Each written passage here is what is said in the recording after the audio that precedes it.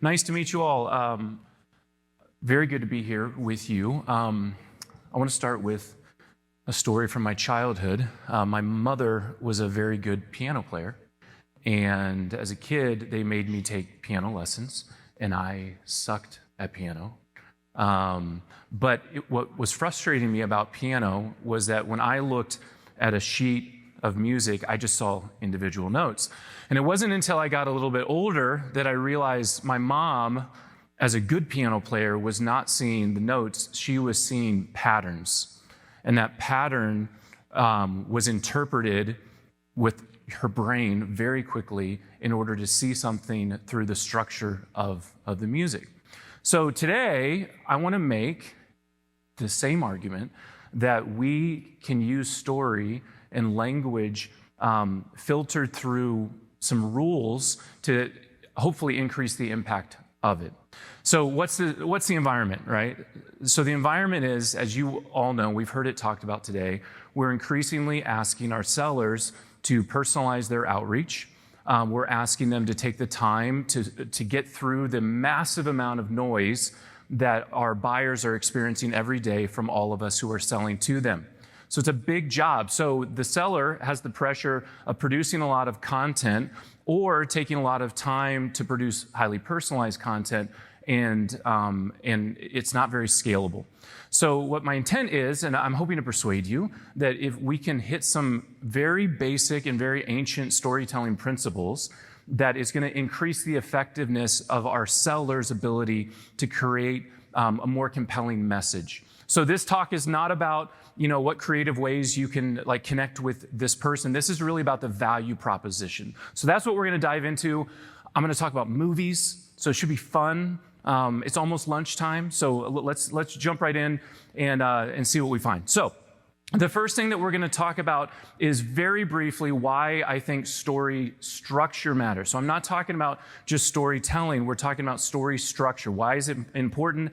And then the body of the time that we have is going to be spent around how to craft. What are some principles that hopefully you can take pictures of these images and really think about some principles that could help formulate more effective outbound messaging. And there's also very good application toward just selling in general, but we're going to focus on outbound prospecting today. And then finally, I'm just going to give you an example of where these principles might apply in an outbound message. So first, why is story structure so important? There's a great quote from a guy named Donald Miller who says, people don't buy the best products, they buy the products that are communicated the clearest. Now, here's the conflict. The conflict is that all of us in this room spend an average of 30% of our day daydreaming. I mean, think about what I'm up against right now with you all, right?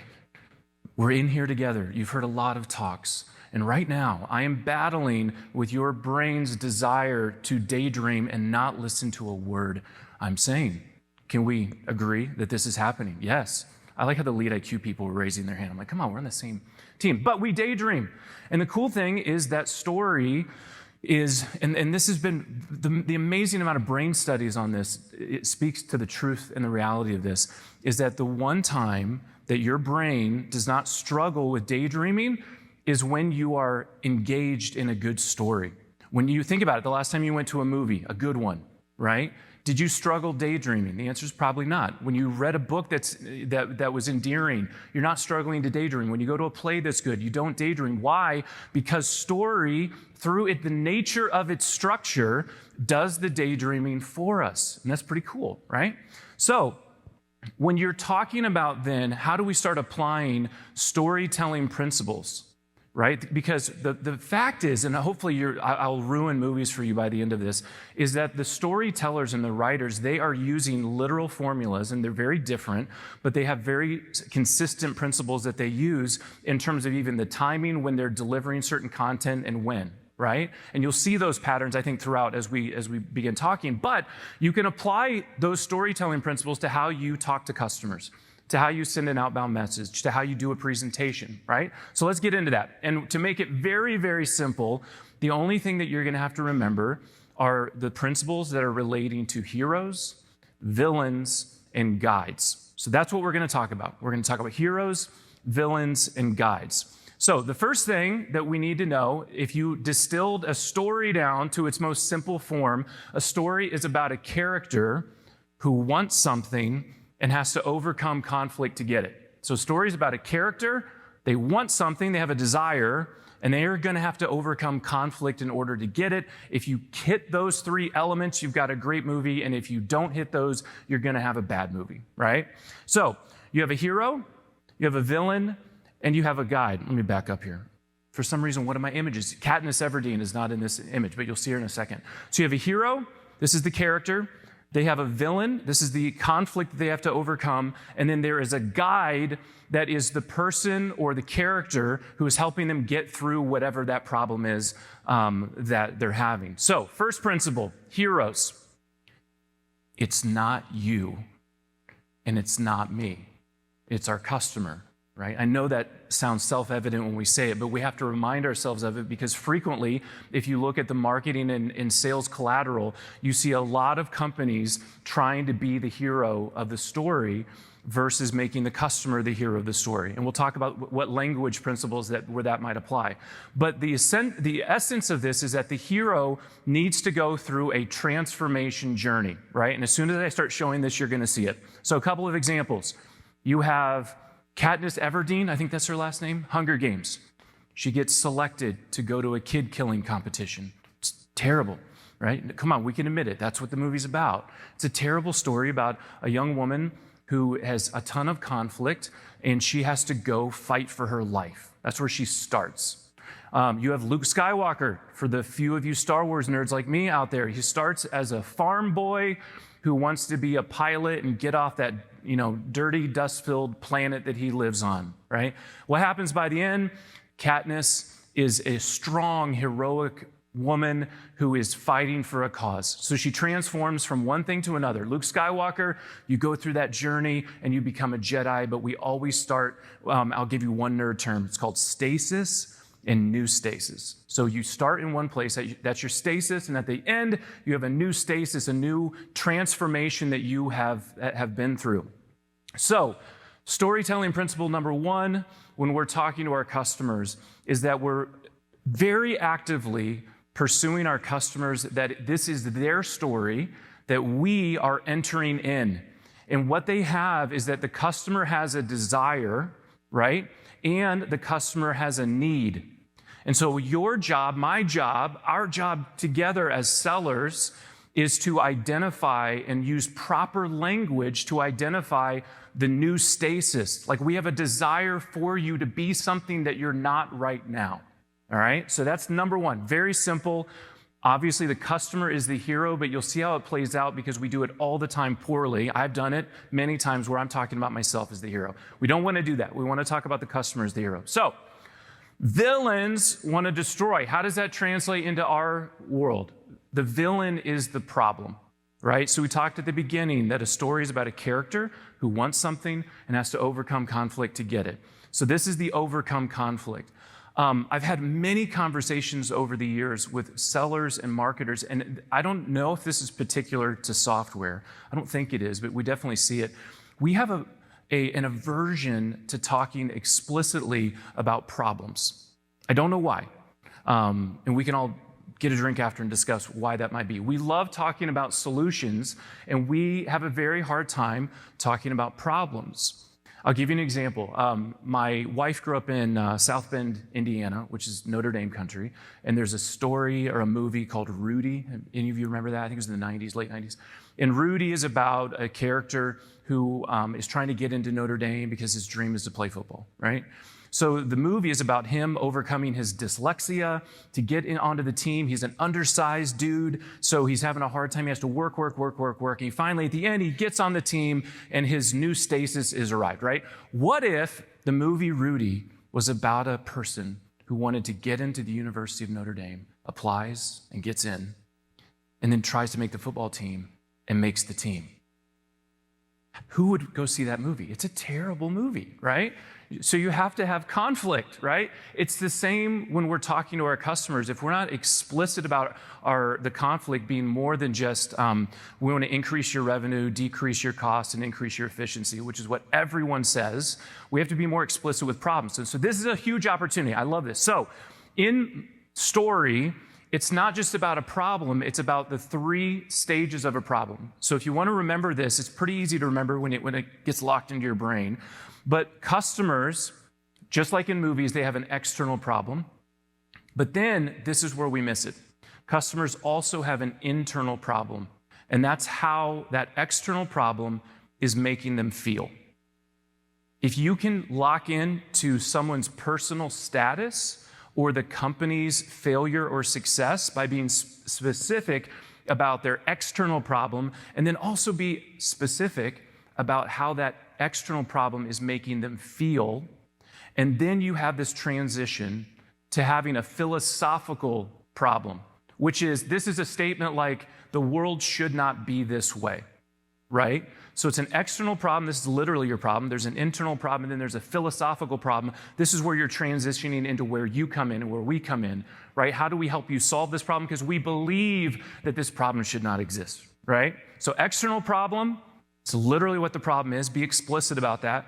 Tie it to an emotion, which is an internal problem, and then tie it to a philosophical problem, which is the world shouldn't be this way. I'll give you an example, very simple example. I just moved into a new home to be closer to my kids' school because I have 4 kids, they're getting older, and it's just we're doing a lot of commuting. So we moved 3 weeks ago, and I need to find somebody to mow my lawn, right? So if I had a problem, my external problem is Dan needs his lawn mowed, right? That's a very straight up problem. I need my grass cut. But what is potentially my internal problem? My internal problem may very well be that I'm a new neighbor and I don't want to have the crappiest lawn on the street, right? It's affecting potentially my status or reputation. So there is an emotional problem in there somewhere, right? And then if you're a business selling to me, you're saying philosophically, we don't think you should have that problem. Therefore, this is what we do, A, B, and C, right? So it's a very simple example, but if you're just thinking about it, go, hit my customer's problem. How might that customer feel about that based on their own personal status or their company's status? And how can I voice that strongly? Don't be afraid to raise the stakes, because if you don't have stakes, you don't have a good story. All right? All right, we're coming to the home stretch. So we've got external problem, internal problem, and philosophical problem.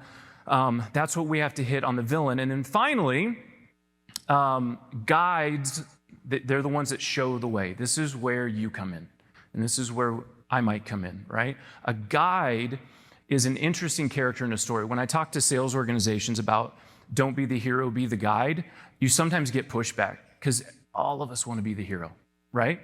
But the interesting fact is that the guide is actually the most powerful character in the story, right? Because without the guide, the hero won't be called or have the tools to go on their journey. So it's really cool being the guide, because without you, the customer's not going to be able to hit that transformation that we want for them. So without the guide, the hero can't move. The hero doesn't transform. So if you think of just, again, I'm going back to 80s movies. I apologize for those who've never seen this, including my wife. So Yoda, without Yoda, Luke can't find out that he needs to go fight Darth Vader to become a Jedi, right? Without Gandalf, Frodo's never going to lead that little, what is it, Anthony? Hobbiton?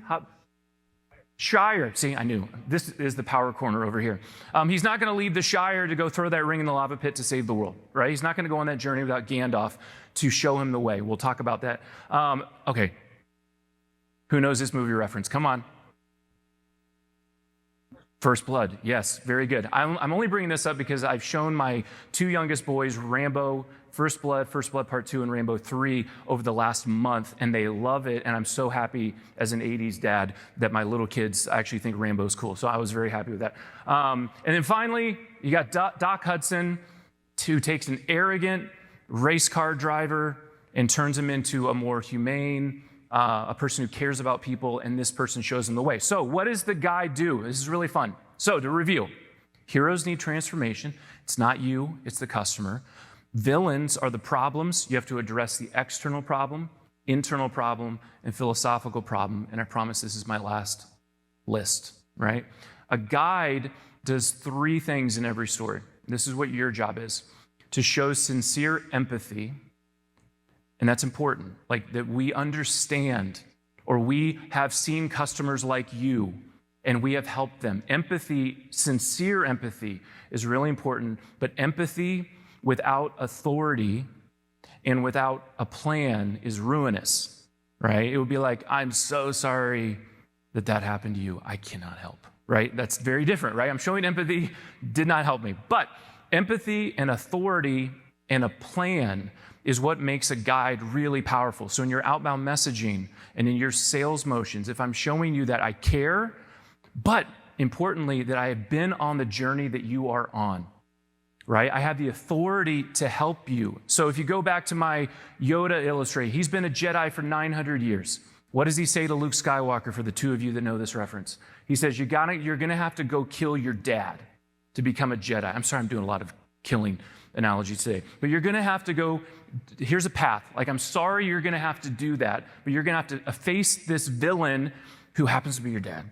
But you're gonna do it, and then you're gonna fulfill and become a new thing, right? There's empathy in there, and then there's authority to go, hang out with me for a few months, and I'm gonna show you how to become a Jedi. And to do that, I'm gonna give you a plan.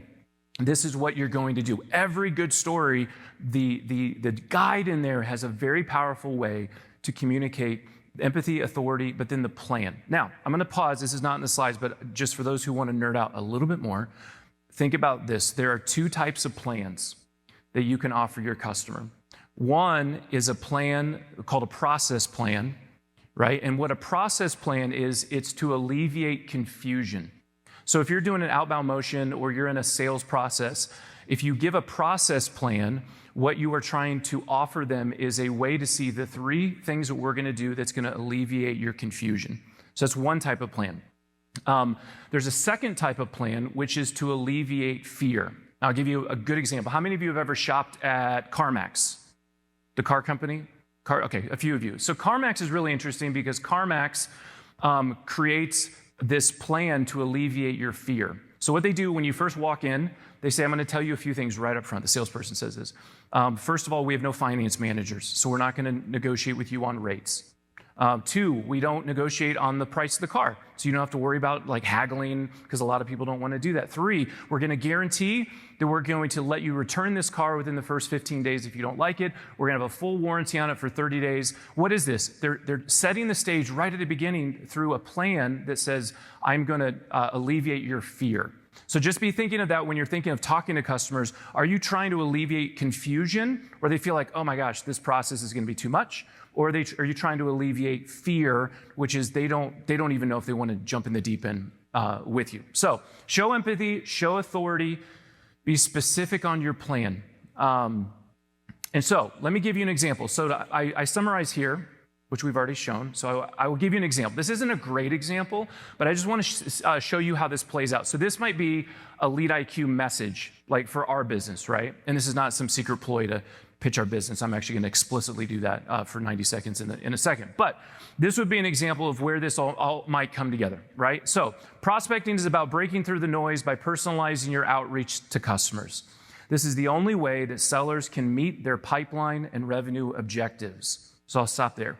That in bold, meet their pipeline and revenue objectives might be the transformation, right? This is the thing that you might want, right? We're struggling to hit our target. So this is where you insert said transformation that you want for the customer, okay? Next paragraph, we introduce the villain.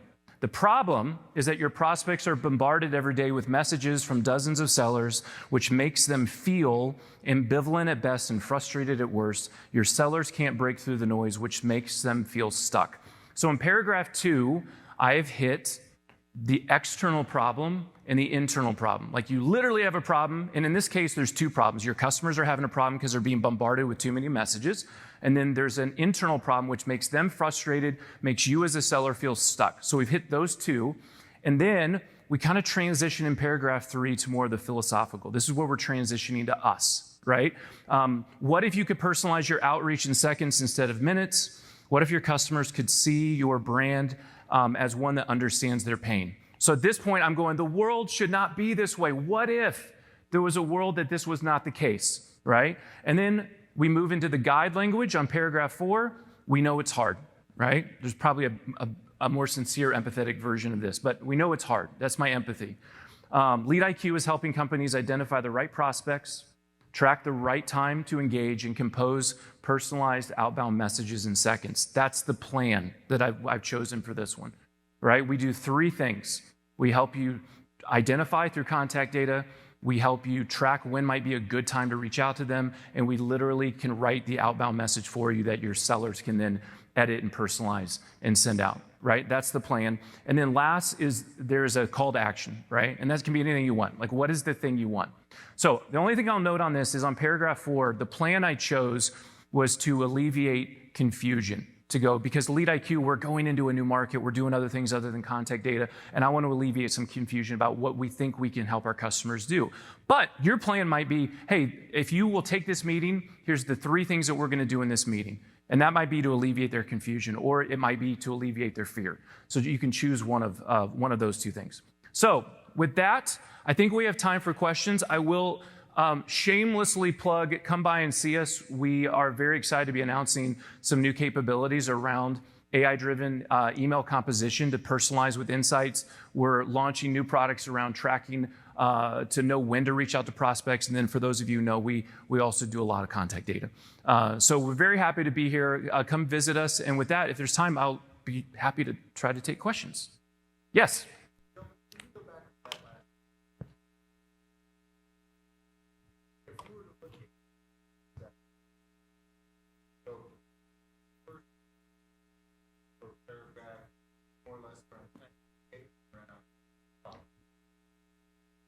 Yep.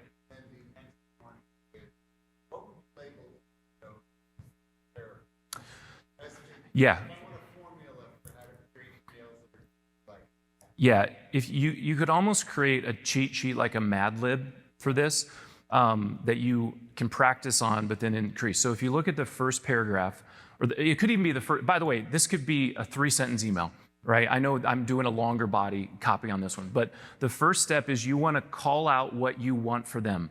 This is the journey. I want your transformation.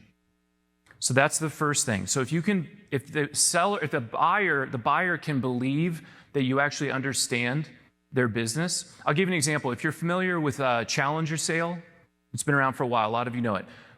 They call it the warmer. So the warmer in a sales motion is where I'm establishing my ethos. So I'm establishing my credibility. So that's what this is. So if I can voice to you, I think I know where you might be going, right? So that's the first paragraph in this example. First paragraph is all about the hero and about their transformation. Paragraph 2 then introduces the problem. It introduces the problem externally and internally. So it says this is literally what the problem is that your prospects are being bombarded with a ton of spam, a ton of noise, right? So you got to break through that. And if you can't, your sellers feel stuck and your buyers are frustrated or they're ambivalent and they're just not even paying attention. So I've voiced there that there's an external and internal problem. In this case, paragraph 3 does it in the form of a question, but it addresses the philosophical problem, which is the world shouldn't be this way. Like, what if? What if? Like, you could do this instead of this. So you're just introducing yourself to go, we believe that problem sucks. Right? So this is how we can help. And then the 4th paragraph is our introduction as the guide. So this is where we show empathy, that we know it's hard. We show authority, that we've helped companies identify the right. So that's where we've said a sprinkling of what we do. Like that we've helped companies like you. So we've got the empathy, authority, and then there's a plan which can be very creative. Like you can do anything you want with a plan as long as the customer feels something from it to go, oh, that won't be that hard to take that meeting. Or, oh, that wouldn't be that hard to implement that software. Or, oh, I was afraid to even start this because it looks too complicated. You're just trying to alleviate that. And then, the conclusion is just your CTA, your call to action for them. What would you like? I want a meeting. Look at this ebook that we just published, this benchmark study, whatever it might be. Does that help? Did I answer? Yes. Okay, cool, yes. Cool. What else? Any additional questions? I have a question for you. Oh boy. So, we just walked through this fantastic email. As leaders, how much should we give our salespeople versus how much we should have them create in terms of crafting these types of messages? I'll answer that. I'll give you my view in two ways. One, the reason that LeadIQ has been developing messaging software as part of our prospecting platform is because we're asking sellers sometimes to be, Sherlock Holmes and Shakespeare, right? And that's difficult. So one of the reasons that we're creating a technical help is because we know when we're asking BDRs and new AEs, they might not be good writers, right? So if we can aid them and do 90% of it and then have them personalize, it's out to them. Two, the thing that over the years that has frustrated me with marketing and sales is that if you go to an operations team or the sales enablement team or the marketing team, the product marketing team, and say, okay, you just built a new sales presentation for your sellers, right? What method did you use to know that it has incremental value, meaning it's persuasive? And 8 times out of 10, they don't have an answer for that. Right? We're just building decks, and many times the marketing department's building it, and the sales team is going, that sucks, and I don't want to use it. But a lot of times it's because there's not the philosophy. So there's many philosophies. Challenger sale, which I mentioned, it's a great philosophy to build a methodology that crosses over with what I just shared very completely. This methodology, it's the same. It's like, so I think if leaders can be informed that persuasion still matters. Persuasion still matters today, especially when you're trying to break through the noise. So having some sort of method that you can teach your sellers to frame, as I'm writing this message, what is a methodology that I can use? Here's just a simple one, and there are more out there. So I would encourage sales leaders to be the champions of persuasion and help your sellers to be able to have something in their head to go, how do I craft a message where my value prop is more sound than maybe it is today? Thank you. And as I introduced you, he gave us the how, right? How do we actually do this? We'll have time for one last question quickly. Now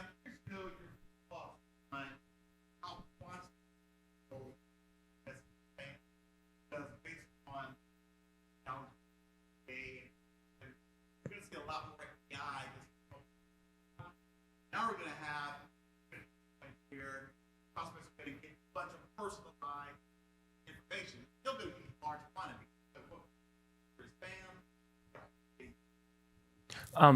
I said this a couple weeks ago. We were talking about some sales messaging within LeadIQ, and the statement that came to my head was, a lot of the messages that we get are spam until they're not, right? When you meet the customer at that, sometimes you're lucky because you meet them at their moment of need. It goes from, I don't want to take that call or I ignore it, to, oh, you've hit me at my moment of need. And so I know there's always that factor that's involved. And so I think the personalization is great, but having like a cute tag that I saw, what your definition of your name is, that's neat, okay. But what about the substance of, like, are you hitting their needs and hitting them emotionally, right? Because the first thing that we do as humans is we have an emotional reaction, and then if we believe it to be true, we then ratify it with a rational argument. What most of us do is just try to give rational arguments instead of hitting the emotions. So if you can hit me emotionally to go, you understand me. Okay, now I want to see if this is, can you actually do that, right? And then that's where the rational arguments would come in. That's what I would say. Thank you so much. Cool, thank you, everyone.